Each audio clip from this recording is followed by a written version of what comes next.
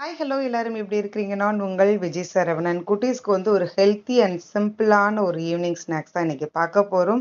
So தவால butter தடவி வீட் ஸ்லைஸ் பிரெட்டை நல்லா க்ரன்ச்சி அண்ட் கிறிஸ்பியாக டோஸ்ட் பண்ணி எடுத்துக்கோங்க.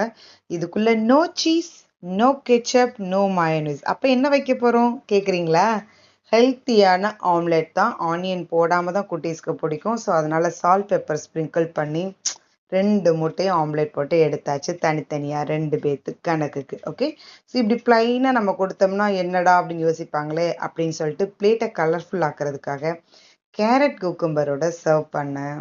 ரொம்ப அவங்க விரும்பி இந்த ஸ்நாக்ஸை சாப்பிட்டாங்க. நீங்கள் உங்கள் குட்டீஸ்க்கு எந்த மாதிரியான ஸ்நாக்ஸ் கொடுப்பீங்கன்னு கமெண்ட் பண்ணுங்கள். வீடியோ பிடிச்சா லைக் பண்ணிடுங்க.